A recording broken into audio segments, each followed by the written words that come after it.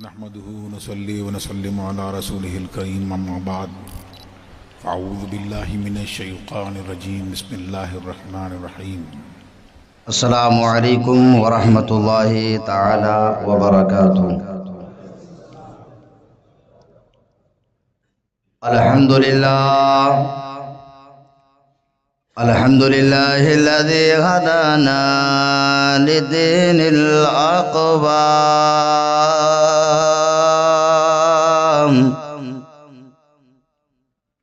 والصلاة والسلام على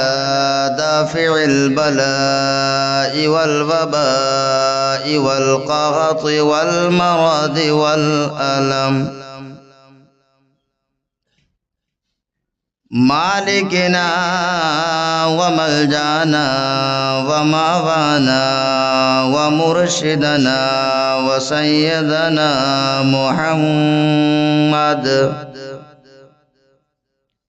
مالك رقاب الأمم صاحب الجود والكرم وعلى آله وأصحابه أجمعين.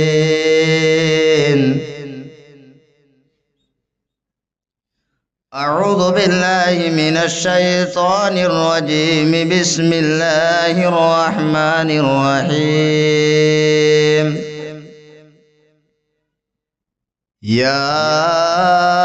أيها الذين آمنوا توبوا إلى الله توبة نصوحا. آمنت بالله صدق الله العظيم وصدق رسوله النبي الأمين الكريم ونحن على ذلك لمن الشاهدين والشاكرين والحمد لله رب العالمين. مبارک ہو مومنو آئی شب برات، مبارک ہو مومنو آئی شب برات، رحمت خدا کی ساتھ میں لائی شب برات، رحمت خدا کے ساتھ میں لائی شب برات. اور رب قدیر بندوں سے کہتا ہے مانگ لو، رب قدیر بندوں سے کہتا ہے مانگ لو،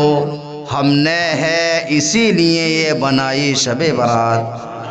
ہم نے ہے اسی لیے یہ بنائی شب برات. اور کرتے رہے عبادت تلاوت تمام رات، کرتے رہے عبادت تلاوت تمام رات. خود مصطفیٰ نے ایسے منائی شب برات، خود مصطفیٰ نے ایسے منائی شب برات. اور زیارت قبور کی ہے سنت رسول کی، زیارت قبور کی ہے سنت رسول کی. کیجئے گا ان کے حق میں بھلائی شب برات، کیجئے گا ان کے حق میں بھلائی شب برات. حضرات کچھ عرض و معروض سے پہلے ہم اور آپ مل کر انتہائی عقیدت و محبت کے ساتھ درود پاک کا نذرانہ پیش کریں اور بآواز بلند درود پاک پڑھیں. اللہم صلی علی سیدنا و مولانا محمد وبارک وسلم صلاۃ و سلاما علیک یا رسول اللہ صلی اللہ تعالی علیہ وسلم. یہ مبارک مہینہ ماہ شعبان المعظم ہے، جس کو نبی کریم صلی اللہ علیہ وسلم نے فرمایا شہر رجب شہر اللہ و شہر شعبان شہری، کہ رجب کا مہینہ اللہ کا مہینہ ہے اور شعبان میرا مہینہ ہے. وشہر رمضان شہر امتی، اور رمضان المبارک کا مہینہ میری امت کا مہینہ ہے. تو یہ شعبان کا مہینہ، اس کی نسبت نبی کریم صلی اللہ تعالی علیہ وسلم کی طرف ہے. اور یہ مہینہ، اس مبارک مہینے سے نبی کریم صلی اللہ علیہ وسلم کو اتنا پیار اور اتنا لگاؤ تھا کہ حضرت عائشہ صدیقہ رضی اللہ تعالی عنہ فرماتی ہیں کہ شعبان المعظم میں نبی کریم صلی اللہ علیہ وسلم کثرت کے ساتھ میں روزہ رکھتے، یہاں تک کہ شعبان المعظم کے روزوں کو رمضان المبارک کے روزوں سے ملا دیتے۔ اور نبی کریم صلی اللہ علیہ وسلم سے جب سوال کیا گیا کہ یا رسول اللہ صلی اللہ علیہ وسلم، جب یہ مبارک مہینہ آتا ہے تو آپ اتنی کثرت کے ساتھ میں عبادات میں مشغول ہو جاتے ہیں، تو نبی کریم صلی اللہ علیہ وسلم نے ارشاد فرمایا کہ اسی مبارک مہینے میں فرشتے نامہ اعمال کو اللہ کی بارگاہ میں پیش کرتے ہیں، اس لیے میں چاہتا ہوں کہ جب فرشتے نامہ اعمال کو پیش کریں تو اس وقت میں روزے کی حالت میں ہوں یا عبادت و ریاضت کی حالت میں ہوں۔ اور نبی کریم صلی اللہ علیہ وسلم نے ارشاد فرمایا یہی وہ مہینہ ہے کہ جس مہینے میں اللہ تعالی ہر اس کام کو لکھ دیتا ہے جو اس سال ہونے والا ہے۔ اگر کوئی دنیا میں آنے والا ہے تو اس کا فیصلہ بھی ہو جاتا ہے، فرشتوں کو سپرد کر دیا جاتا ہے یہ کام۔ اور اگر کسی انسان کا پورے سال میں وقت پورا ہو چکا ہوتا ہے وہ بھی فرشتوں کے سپرد کر دیا جاتا ہے۔ اللہ کے رسول صلی اللہ علیہ وسلم ارشاد فرماتے ہیں کہ جب میری قضا کا وقت آئے، قضا کو سپرد کیا جائے، تو میں یہ چاہتا ہوں کہ اس وقت میں روزے کی حالت میں ہوں۔ تو یہ مہینہ بہت برکت والا مہینہ ہے، اس میں بہت ساری چیزیں ہیں جو ایک ایک کر کے بتانا ہے، تو اس میں سے سب سے پہلے میں ایک چیز آپ کو بتاؤں، وہ یہ کہ اس مبارک مہینے میں اور خصوصی طور پر لیلۃ النصف من شعبان کہ جس کو اردو میں شب برات کہتے ہیں، اس سے پہلے انسان کو چاہیے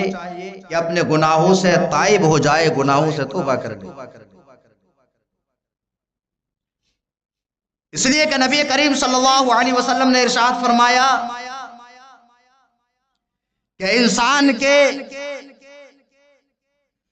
سینے میں گوشت کا ایک لوتھڑا ہے، اور اگر اس کے اندر فساد ہو جاتا ہے تو پورا بدن فاسد ہو جاتا ہے۔ ان صلحت البدن کلو، اور اگر وہ صحیح ہو جاتا ہے تو انسان کا پورا بدن صحیح ہو جاتا ہے۔ الا وہی القلب، اور وہ گوشت کا لوتھڑا دل ہے۔ تو اگر کوئی انسان کوئی گناہ کرتا ہے تو اس سے اس کے دل پر ایک سیاہ داغ لگ جاتا ہے۔ نبی کریم صلی اللہ علیہ وسلم کا دوسرے مقام پر ارشاد گرامی ہے، اور جب وہ انسان اپنے گناہوں سے تائب ہو جاتا ہے، توبہ کر لیتا ہے، تو اس کا دل صاف ستھرا ہو جاتا ہے، اور پھر وہ انسان جب عبادت و ریاضت میں مشغول ہوتا ہے تو اس کو عبادت و ریاضت میں لذت محسوس ہوتی ہے۔ اور اگر کوئی انسان جب سیاہ دھبا لگ گیا، داغ لگ گیا، اس کے بعد پھر گناہ پر گناہ کرتا رہتا ہے، گناہ پر گناہ کرتا رہتا ہے، تو اس کا یہ جو دل ہے، یہ دل دھیرے دھیرے اور کالا ہونے لگتا ہے، سیاہ ہونے لگتا ہے، یہاں تک کہ اس کا پورا دل سیاہ ہو جاتا ہے۔ اور یہ مشاہدے سے آپ اندازہ لگا سکتے ہیں۔ اور جب انسان کا پورا دل سیاہ ہو جاتا ہے تو وہ انسان چاہے کتنا ہی بڑا گناہ کرے، لیکن وہ انسان اپنے ذوم میں، اپنے تصور میں وہ یہی سوچتا ہے کہ میں جو کر رہا ہوں وہی کام صحیح ہے، اور اس کو حرام اور حلال کا تمیز نہیں رہتا ہے، اور وہ انسان اچھے اور برے کی تمیز کو بھلا دیتا ہے۔ تو اب اگر کسی انسان کی ایسی کیفیت ہو جائے، وہ گناہوں میں ملوث ہو جائے، اور اس کو کوئی بھی عبادت کرنے میں لذت محسوس نہ ہو، جب اس کے سامنے کسی حرام چیز کے بارے میں بتایا جائے کہ اس سے رک جاؤ، تو اس انسان کو وہ چیز بری لگنے لگے، تو سمجھ جائیے کہ اس کا دل فاسد ہو چکا ہے، اس کے دل کے اندر فساد ہے۔ تو اب اس کا اگر کوئی علاج ہے، اگر اس کی اس بیماری سے وہ انسان علاج چاہتا ہے، چھٹکارا چاہتا ہے، نجات چاہتا ہے، تو اب اس کا طریقہ کیا ہے؟ تو اس کا طریقہ یہ ہے کہ انسان سچے دل سے اللہ کی بارگاہ میں توبہ کر لے، اور جب انسان سچے دل سے اللہ کی بارگاہ میں توبہ کر لیتا ہے تو نبی کریم صلی اللہ علیہ وسلم ارشاد فرماتے ہیں التائب من الذنب کمن لا ذنب لہ، اگر کوئی انسان اپنے گناہوں سے توبہ کر لیتا ہے تو وہ انسان ایسا ہو جاتا ہے کہ جیسے اس نے گناہ کیا ہی نہیں ہے، اور وہ اپنے تمام گناہوں سے پاک اور صاف ہو جاتا ہے۔ تو میں دیکھیے مختصر میں بتا دوں کہ توبہ کرنے کا طریقہ کیا ہے۔ توبہ لفظ آپ نے بار بار سنا ہوگا، لیکن توبہ کے کچھ ارکان ہیں، اگر ان ارکان میں سے ایک رکن بھی رہ جائے تو انسان کی توبہ صحیح نہیں ہے، اور انسان یہ سوچتا ہے کہ میری توبہ قبول ہوئی یا نہ ہوئی، تو اس کا اندازہ کیسے لگائے کہ اس کی توبہ رب کی بارگاہ میں قبول ہو چکی ہے؟ تو اس کا بڑا آسان طریقہ ہے۔ اللہ تعالیٰ نے فرمایا یا ایھا الذین آمنوا توبوا الی اللہ توبۃ نصوحا، اے ایمان والو اللہ کی بارگاہ میں رجوع کرو، اللہ کی بارگاہ میں توبہ کرو، اور ایسی توبہ کرو جو آگے کے لیے نصیحت ہو جائے۔ توبہ کے 3 ارکان ہیں کہ انسان جب اپنے گناہوں سے توبہ کرے تو گناہوں پر دلیر نہ ہو۔ جیسا کہ دیکھا جاتا ہے کوئی انسان، اور یہ ہمیشہ آپ کے ذہن میں رہے کہ کوئی بھی گناہ نہ ہونا یہ انبیاء اکرام اور فرشتوں کا خاصہ ہے، ان کی خصوصیت ہے کہ ان سے گناہ سرزد نہیں ہوتے، اور گناہ ہونا، گناہ کرنا اور گناہ پر اڑے رہنا یہ شیطان کی خاصیت ہے کہ شیطان گناہ کرتا ہے اور گناہ پر اڑا رہتا ہے، اور گناہ ہو جائے اور پھر اس گناہوں سے توبہ کرنا، یہی سچے انسان کی پہچان ہے، یہی انسان کی خاصیت ہے۔ تو توبہ کے 3 ارکان ہیں۔ انسان کیسے توبہ کرے؟ جب انسان توبہ کرے تو اس کو چاہیے کہ اس نے جو گناہ کیا ہے وہ اس کے سامنے مستحضر ہو، اور اس گناہ پر پشیمان اور نادم اور شرمندہ ہو، اور رب کی بارگاہ میں سچے دل سے توبہ کرے۔ اور اس کا دوسرا رکن یہ ہے کہ جب توبہ کرے تو آئندہ اس گناہ کی طرف جانے کا تصور بھی دل میں نہ لائے۔ اب انسان مثال کے طور پہ شب برات آئی، کان پکڑ رہا ہے، دل کے اندر پھر وہی موجود ہے کہ جیسا میں کرتا تھا ویسی کروں گا، تو یہ توبہ اس کی صحیح نہیں ہے، کیونکہ ایک رکن اس میں مفقود ہو گیا۔ تو توبہ کرتے ہوئے یہ تصور ضروری ہے کہ جس گناہ سے وہ توبہ کر رہا ہے اس گناہ کی طرف کبھی پلٹے گا نہیں، اس گناہ کی طرف نہیں دیکھے گا۔ اور اس کا ایک رکن یہ ہے کہ جب وہ گناہ سے توبہ کر لے تو اس گناہ کو بھلا دے اور اس گناہ کے بارے میں نہ سوچے۔ جب انسان کی یہ کیفیت ہو جائے تو سمجھ جائیے کہ وہ انسان سچے دل سے اللہ کی بارگاہ میں توبہ کر چکا ہے۔ اور دیکھیے جب گناہوں سے آپ توبہ کرتے ہیں تو میں اختصاراً بتا دوں وقت کی نزاکت کو مد نظر رکھتے ہوئے کہ ایک ایسے اعمال ہوتے ہیں کہ جن کا تعلق اللہ رب العزت اور بندے کے درمیان ہوتا ہے۔ تو جب انسان اس گناہ سے رب کی بارگاہ میں توبہ کرتا ہے سچے دل سے تو اللہ تعالیٰ اپنے بندے کو معاف فرما دیتا ہے۔ لیکن ایک چیز ایسی ہوتی ہے کہ جس کا تعلق بندے اور بندے کے درمیان ہوتا ہے، اس کو کہتے ہیں حقوق العباد، یعنی بندوں کا حق۔ آپ کے والدین ہو، آپ کی بیوی ہو، آپ کے بچے ہو، آپ کا پڑوسی ہو، یا آپ کے ملک والا ہو، گاؤں والا ہو، یہ تمام کے تمام لوگ حقوق العباد میں آتے ہیں۔ اور حقوق العباد کا مطلب یہ ہوتا ہے کہ آپ نے کسی بندے کے حق کو غصب کیا یا کسی بندے کو تکلیف دی یا پریشان کیا تو ایک بندے کا حق ہے۔ تو اس سے توبہ کا جو طریقہ ہے مختلف ہے، وہ الگ ہے۔ وہ یہ ہے کہ جس انسان کو کسی نے تکلیف دی ہے یا پریشان کیا ہے یا کسی کے مال کو غصب کیا ہے یا کسی کی زمین کو جو ہے قبضہ کر لیا ہے، اب ایسا نہیں ہے کہ قبضہ کر لیا پھر اللہ کی بارگاہ میں معافی مانگے تو معاف ہو جائے، نہ تو سارے لوگ ایسے کرنے لگ جائیں۔ اس کا طریقہ یہ ہے کہ جب تک جس حق کا تعلق کسی بندے سے ہوتا ہے، کسی دوسرے انسان سے ہوتا ہے،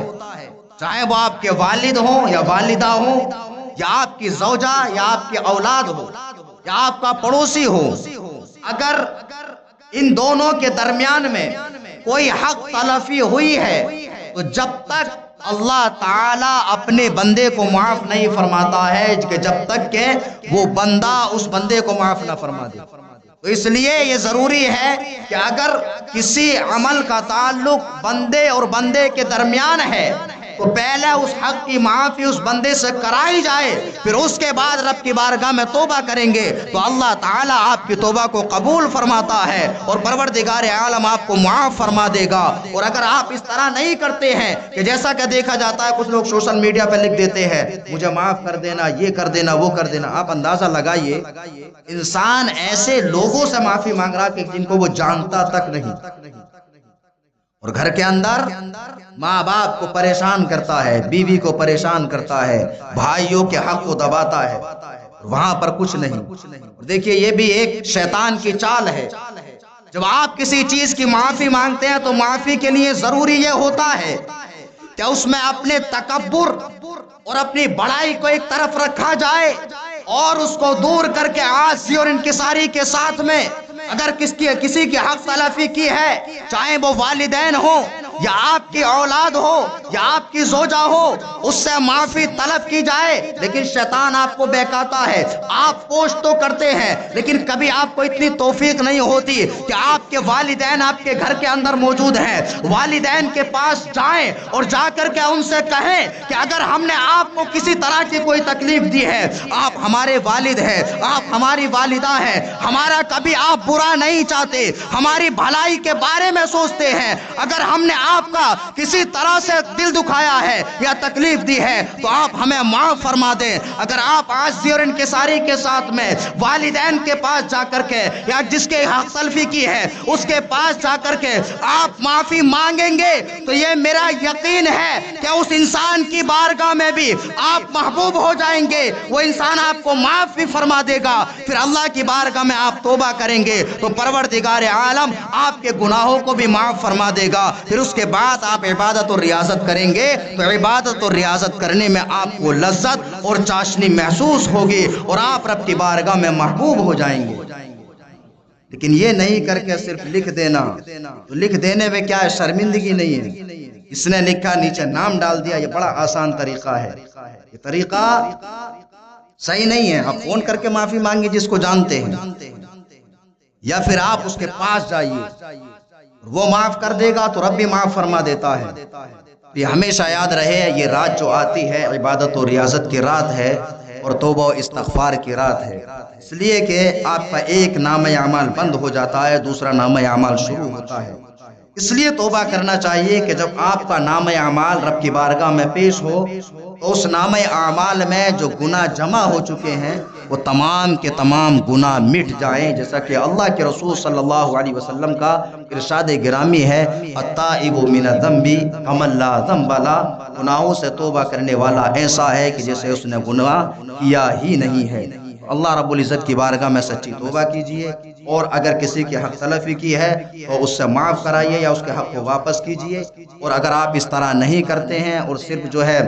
کان پکڑ لینے سے، یہ سچی توبہ نہیں ہے۔ سچی توبہ وہی ہے کہ جو اس کے طور اور طریقے پہ کی جائے اور آگے کے لیے اس گناہ پر عزم مصمم کیا جائے کہ اس گناہ کی طرف نہیں جائے گا، اب اس کی توبہ اللہ کی بارگاہ میں قبول ہے، ورنہ صرف کان پکڑنے سے کچھ حاصل نہیں ہوتا ہے۔ اللہ رب العزت کی بارگاہ میں دعا ہے کہ پروردگار عالم ہم تمام کو اعمال صالحہ کی توفیق عطا فرمائے، اور پروردگار عالم ہم تمام کو عبادت و ریاضت میں مشغولیت کی توفیق عطا فرمائے، آمین۔ وآخر دعوانا الحمدللہ رب العالمین۔ السلام علیکم ورحمۃ اللہ وبرکاتہ۔